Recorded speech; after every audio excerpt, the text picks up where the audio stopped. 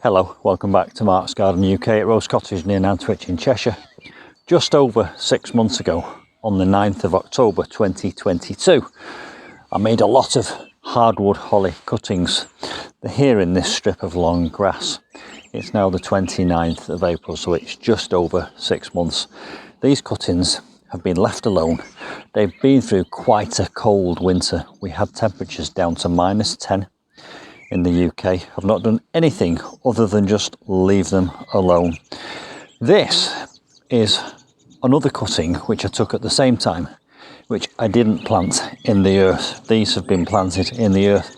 You've probably just watched the video, but you can see the effect that the winter has had on that stick, which I took off the same tree at the same time and just left on the ground. It's dead. It really is. There's no life left in that. I'm going to show you what's happened to these in a moment.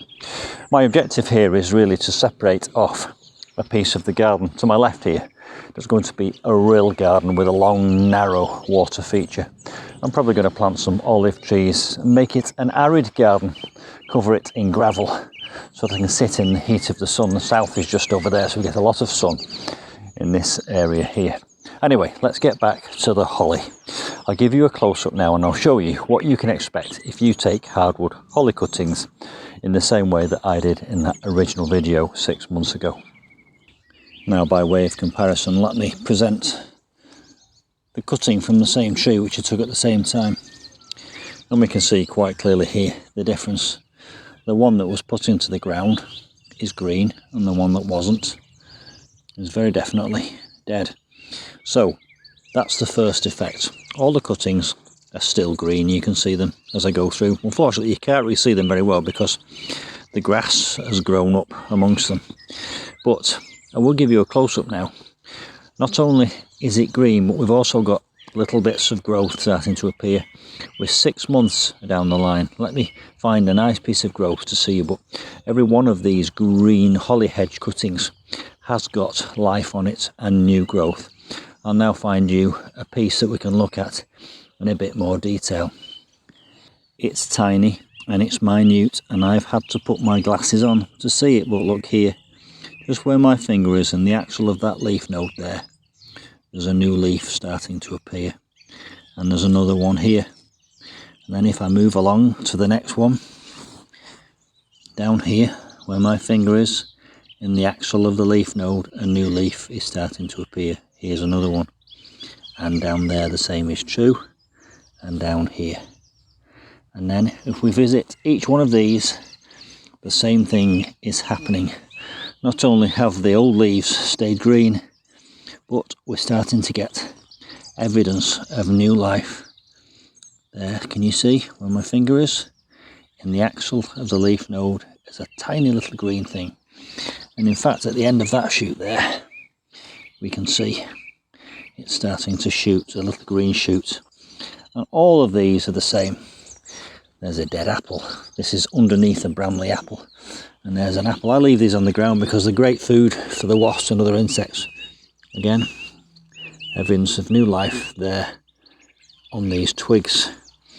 Now, it's a slow start, I admit it, but by doing this, I've saved myself probably £100, maybe £150. Now, this is the end of April. We'll just go past the twig from the holly. And let's see how it looks in a month's time when we've had some really warm weather. Let's see what we can expect from our holly hedge cuttings when another month or two has elapsed. Now, we'll keep giving you updates. I'm quite keen to keep you informed on what happens with this. Well, growth everywhere. Minute, tiny, but evidence of life on every single one. And I put a double row in here because I want this to be a double hedge. I want a thick hedge. Once these get established, they'll start to grow quite quickly. And I imagine, and I hope, by the end of the year, we'll probably have a hedge which is about 1 foot tall. I'll probably then prune it back a little bit to get density. Over there, by the way, that there, I've just planted a wildflower meadow. I'll put a link to that at the end of this video. There's wildflower seeds in the circle And then in each of these boxes, the sunflower seeds. And I'm hoping that that will form a lovely dome of pollinating flowers for the insects. So there we go, a little bit of a wildflower meadow and sunflower meadow there. So there we go, a little bit of an update over there in the far corner. Just finished my wildlife pond. Do you want to see it? I'll wander over. And hoping to get some wildlife pond plants for this in the very near future. But it's been a wonderful experience since I've dug this by hand. There's plenty of videos on my channel if you want to see them. But I put another wildflower meadow in here as well, so again I'll give you a time lapse of that. But 2 or 3 months time, that will be a mass of colour, nectar rich flowers for the pollinators. And here's a wildlife pond. It's not been stocked with plants yet, but you get the idea. A wildlife beach, a little stone there for birds to land on and drink.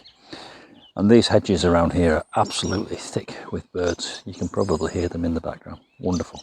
Anyway, that, by the way, that's the spare pond liner, and I'm building a bog garden, which is going over here.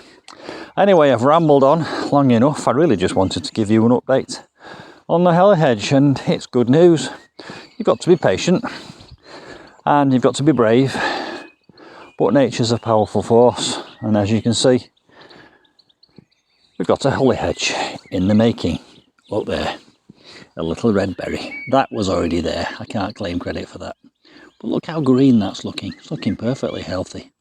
There's nothing wrong with that. Or that. Or that. I'll see you soon for some more gardening adventures at Mark's Garden UK. From Rose Cottage near Nantwich in Cheshire. Bye for now.